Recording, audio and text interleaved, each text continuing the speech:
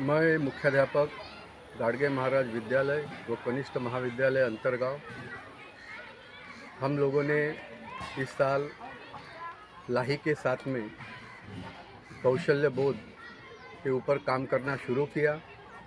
उसके अंतर्गत हमारी जो यह परस बाग आपके सामने जो दिख रही है, इस परस बाग में हमने इस समय मेथी, धनिया, पालक, टमाटर, लहसुन, प्याज आदि चीज़ें लगाई है। ये लगाने के पहले यह सिर्फ लगाना हमारा उद्देश्य नहीं था, बल्कि बच्चों के अंदर खेती के प्रति जिज्ञासा भरे और वो ज़्यादा से ज़्यादा विष मुक्त अनाज को खाए। ये हमारा उसके पीछे का मकसद था।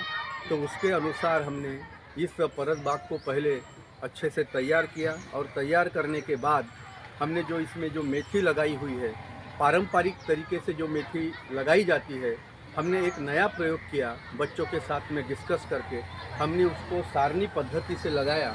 तो उसका परिणाम हमारे सामने ये आया कि वो अन्य पारंपरिक जो मेथी लगाते हैं, उससे ये मेथी जो है, इसकी ग्रोथ बहुत ज़्यादा मात्रा में बढ़ी हुई हमने पाई है। और इसको निकालने का जो तरीका है, ये भी अन्य से बहुत आसान है।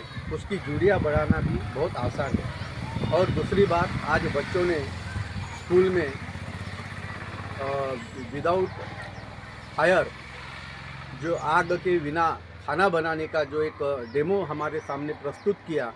तो बच्चों ने एक कच्चा चूड़ा बनाया। उसके अंदर उन्होंने सब चीज़ों को पहले गिनकर प्याज कितना काटना है, टमाटर कितना काटना है, मुरमुरा कितना लेना है, फुटाना कितना लेना है, मूंगफली कितनी लेनी है आदि, और हरी मिर्ची कितनी डालना है, नमक कितना डालना है, इसका सब उन्होंने कैलकुलेशन किया। और कैलकुलेशन करने के बाद बच्चों ने खुद होकर वो चूड़ा बनाया और कम तेल में बनाया, जो शरीर के ऊपर उसके कोई इफ़ेक्ट न हो। वो इतना स्वादिष्ट बना, जबकि वो बच्चों का पहला प्रयोग था। लेकिन उनको जो पहले जो सिखाया गया, उसके कारण बच्चे ने, जैसे वो बहुत बड़े शातिर, उसको हम क्या बोलेंगे कि खानसामा हो, तो उस हिसाब से उन्होंने वो चीज़ें बनाई। और तीसरा जो प्रयोग आज कौशल्य बोध में हमने किया है, वो बांधनी पद्धति से बच्चों को ये पढ़ाया गया कि हम छोटी छोटी चीज़ों के डिज़ाइन कैसे बनाते हैं। उसका जो नाम था टाई एंड डाई उनका नाम था। वो बच्चों ने बांधनी को इतनी अच्छे से किया कि लग ही नहीं रहा था, कि ऐसा लग रहा था कि कोई पेशेवर कलाकार है और इन चीज़ों को बनाते हैं।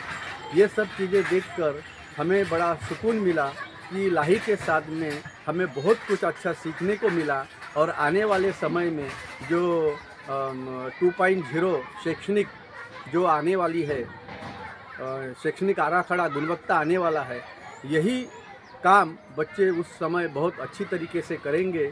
और इनसे बच्चों को अपने खुद के जीने के लिए जो चीज़ें चाहिए वो आत्मसात कर सकते हैं, ऐसा मुझे पूर्ण विश्वास है। धन्यवाद।